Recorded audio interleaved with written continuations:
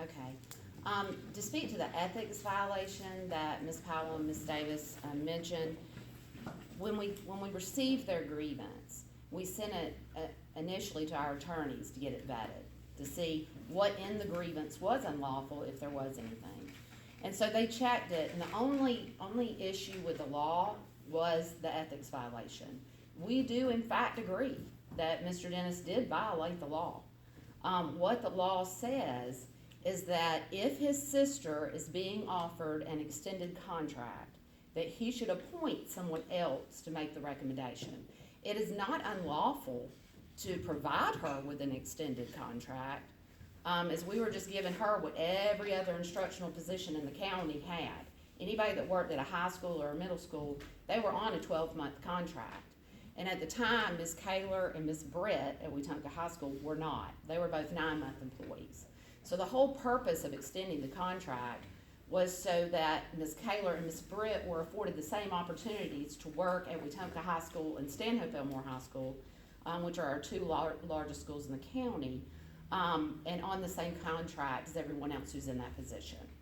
So it's not unlawful for that to happen. We can extend that contract, but we found in talking to the attorneys that Mr. Dennis should not make that recommendation. In all honesty, ignorance of the law is no excuse, but we were ignorant to it. You guys were, I was, Mr. Dennis was, and I take credit for that. I should have vetted that. I should have checked that. But this was not a brand new position that was created. Ms. Kaler had been the instructional coach at Stanhope Elmore High School for some years, 7, 8 years. And all this was a contract extension to try to get her to the same level of months as the other people who worked in that same exact job. So really it was a matter of being fair and equitable to Ms. Kaler. We did file with the Ethics Commission on November 19th, 2018, and Mr. Dennis self-reported. Mr. Dennis will be solely responsible for that ethics violation. The board cannot be held responsible for that, nor can any employee with the Elmore County Public School System be held responsible. If there is a fine to be paid, Mr. Dennis will have to pay that fine. And so we don't disagree that an ethics violation was made. We just contend that it was unintentional. He did not mean to violate the law. As far as the 12-month instructional employees, when we first made the transfers, or Mr. Dennis recommended the transfers and you all agreed to it, for the 12-month employees, teachers that were going to serve in an instructional capacity, go back to the schools. At that point in time, it was to support the instructional programs at the school. I met personally with each of them that were making the transition, and I have notes that I've provided you where I had transition meetings with each of them. And in those meetings, I said to them that in their capacity as a 12-month employee, that there would be expectations for them to come back and help with county-wide initiatives. It was never said that we wouldn't ever need the help of these people for our curriculum department to be strong. It was said we needed their help more so in the schools, but there would be times when we would need to pull them to help with things that were going on in the county. And so it was an expectation that was extended to everybody who made the transition, that we would need to call you back to help us. The curriculum directors are the ones that do the calling back. Mr. McKenzie for K-6 and Dr. McGowan for 712. So that happens frequently. Even I should say, for instance, Cindy Cochran, she is the instructional support at Hopeville Middle School and Hopeville High School, and I work with her pretty frequently. She and I run New Teacher Academy together. She runs the mentoring program, and she actually goes out to every single school in the county and checks on the new teachers and the mentors to make sure things are going smoothly. She is assigned to Hopeville Middle School and Hopeville High School. But if I need her, or if there's something she needs to do with the mentors need her, or the new teachers need her, then it's understood that it's okay for her to go and handle those matters. So there's no evidence that Ms. Kaler is not doing her job at her school. It's my understanding that Miranda Morrison was assigned the building test coordinator by Dr. Bill Bergeron when she got the job as librarian in the school. That is not a job that was assigned to Ms. Kaler, so that was not her job. Miranda Morrison was assigned to do that job. Also, we spoke with Ewell Fuller, who's the principal of Stanhope Elmore High School, and he said that there's never been anything that Ms. Kaler's been asked to do as his instructional coach that she hasn't done. So everything that she's done at the school is there to support the students and the teachers, and nobody has mentioned to us a deficit in her duties at the school level. Okay, as far as replacing the positions were removed and moved back into the school to support the instruction at the school level. And that was clear from the get-go. The amount of money spent to keep those positions here at the central office, their salaries, there were 7 people, their salaries added up to $712,898.94.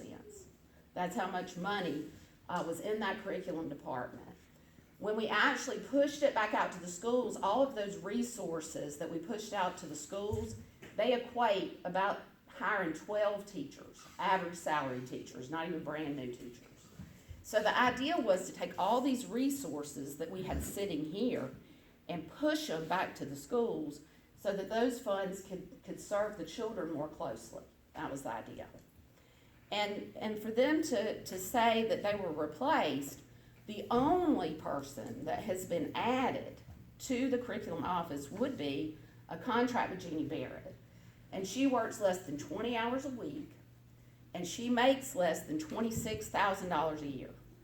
So if you subtract that, the deficit would be $686,898. So there's a big difference between the salary of what was in the curriculum department and the salary of what is in the curriculum department right now. Now, do we still pay some of those people? We absolutely do. But if we didn't have them back in the schools, then we would have to replace them with somebody else to go do their job, do what they're doing in the schools. So we would have the people working here in the curriculum office, and then we would be paying somebody in the school to be the instructional support at the school level. So the resources, we didn't necessarily save money, but the resources were placed to support the students, which is really what we should all be doing. Mr. Dennis has, since he has become superintendent, added some positions just based on, we've been through compliance monitoring and advanced ed, and as a result of all of these monitoring processes, Mr. Dennis has gotten reports from them, we pulled data, and there are certain jobs that he's added. For instance, he's added a mental health person, specialist, who would be Rashawn, who took that job.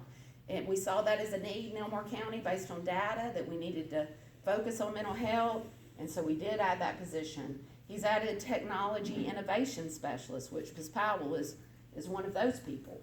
Those are new positions that didn't even exist before, but based on our current data, he found that those positions were needed. It would be absurd to think that the structuring of the central office or the structuring of the school system should never be changed. Those changes should be made based on data and needs and what we hear from our students and families that support the instruction of the schools. So yes, changes have been made and will continue to be made as we see changes need to be made, or as Mr. Dennis and you all see they need to be made. The title change. So I need to really go back over the history of reading coaches. Reading coaches started with the Alabama Reading Initiative at the elementary level, and they called them reading coaches when we first hired them, and they were paid for by the state. And then we joined this team called the Key Network Leaders, and they called them instructional partners, I think is what they called them. And then we changed it to instructional coach at some point. And really every school kind of calls them something different. They are, in fact, instructional support for the students and the teachers. And on our website and on our phone log, they're called instructional support. So you know, if you look at Ms. Davis's email signature line, like I got an email from her this week, she calls herself instructional assistant already. Nobody has handed her that title. I'm sure her and her principal have discussed it. Nobody has had a problem with it. Nobody said anything. But from the Human Resources Department, every single person who works in an instructional support position is paid on the 12-month teacher salary schedule. That includes Leslie Kaler, that includes Latoya Davis, that includes everybody who works in that position as a 12-month teacher. And on my paperwork on the salary schedule. Now, what they're called in their school, they've never been called into question about that necessarily. But it was important to Mr. Dennis when he made the transfers that all of those people be done consistently. The fact that the title of the instructional support at the schools has been inconsistent over the years is not just created by Mr. Dennis. That goes far back when Dr. Langham, and he's not responsible for it. It started when the State Department gave us our first reading coaches. So, you know, is it inconsistent? Absolutely. I mean, we agree with that wholeheartedly. Do we believe we created the inconsistency? Absolutely not. That's been going on ever since I've been in education, 20-something years. The good news is the pay scale is consistent. So when it comes to how they are paid and how we have them on the pay scale, all of them, of course they're on different steps based on years of service and degrees, but they are all called 12-month teachers as far as the pay scale in human resources is concerned.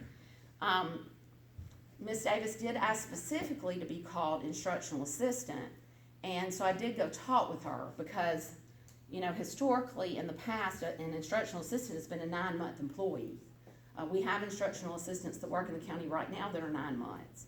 And when we moved Ms. Britt from being a 9-month employee to being a 12-month employee, we changed her title on the paperwork to instructional coach. I believe she calls herself instructional assistant on her email line too.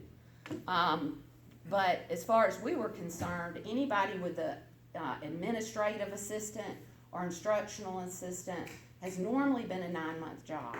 And so I asked Ms. Davis, is there something else we could call you that's more consistent with what other 12-month employees, you know, are called? And she said no, that instructional assistant is all that she would, you know, agree to, and that would be a resolution for her. But no other name would be considered a resolution. So as a result of that, I just came back and let Mr. Dennis know, and we didn't do any title changes. The English framework, it's in draft and has been in draft since its creation. There was a handout given in the documents that were first given to the teachers that said that this is a draft. We all have access to it on OneDrive, which is a place where we can all go in and make changes. It is still there in draft form, and if you were an English teacher, you could go in and make suggestions on changes to the document. So nobody's ever contended that it was anything but a draft. It's been in that state from the beginning. Anytime, and I'm sure you can relate in your jobs too, anytime you create a new document, there are going to be errors. And so we want all our eyes looking on it and all of us checking it and to fix those errors. And everybody's kind of on the same team. Like all the teachers have access to it. Like Ms. Powell said, she has the ability to provide input to Dr. McGowan, and that was welcomed, and they'll use that to look at it and decide to make changes. But it's in a draft state, and all feedback is welcome. That's something that we want it to be perfect. And do we contend that it's perfect right this minute? Absolutely not, but that's something that we're continuing to work on. The benchmark tests were test grades, and now they're daily grades. You know, that is also something that is a new, something that was created by the teachers. The teachers wrote the benchmark test. They got together in committees. Mr. Dennis did change it to a daily grade based on information he received, because none of this is set in stone, but we're making decisions that we think are best for the children as we move through these curriculum changes. If issues are found in the benchmark test or the curriculum, we do not allow it to reflect in the student's grade if we know it's an error on our part. That those items are fixed and points are added back if the children are not punished for issues that are errors. Now, you know, there's a bell curve of grades, and there might be a child that makes a C, and there are other children that make A's and B's. And we're not gonna change it just because somebody's child made a C, if we can see that it was reliable, that there was a bell curve, and there were other children that were successful. But if there's truly an error, and people are missing it because it is an error on our part, that's something that we're fixing. They mentioned that people are moving into the curriculum office. I'd just like to mention that Amy Harrison was hired to replace Stephanie Bostick, who was a current job that we already had here. Amy did move over to the curriculum office because her duties are gonna be more in line with working with curriculum in the future. And so we did physically move her, but she was not a new position. So the perception might be that she's new, but she really replaced Stephanie Bostick. Mr. Dennis, is there anything you wanna add, or Dr. McGowan?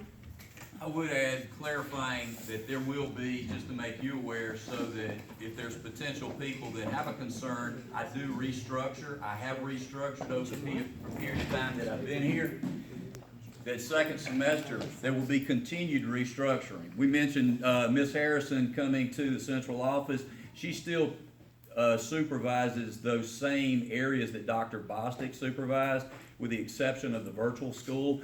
That is a growing entity and now is going to be shifted under Dr. Hull and Emily Johnson supervision as part of the Career Tech Center. We're looking at that restructuring, but she will continue to do the testing and to also to monitor the data and take on professional learning as an opportunity to coordinate that. That is something that was identified with our advanced ed visit when we came through last year. And I do want to thank, I really appreciate the lead that we had with advanced ed, because that was huge.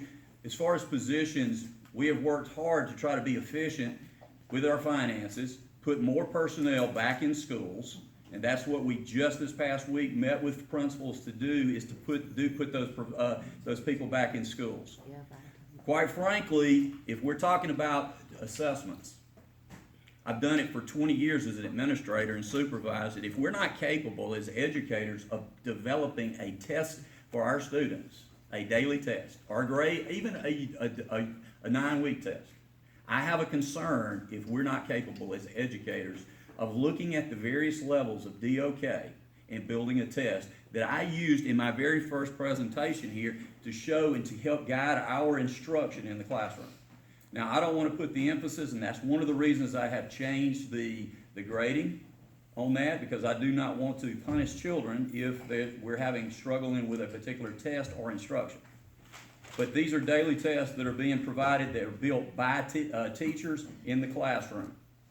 So I want to make sure that we stress that point. And as far as personnel in the system, if you go back and look at the personnel that we've added, we really only transferred and moved people around. The only new units in new areas would be to our special ed department specifically, even though we did not replace a 12-month counselor at the alternative school, which offset that cost, and the 2 new units that we've added to Barbara Burchard at technology.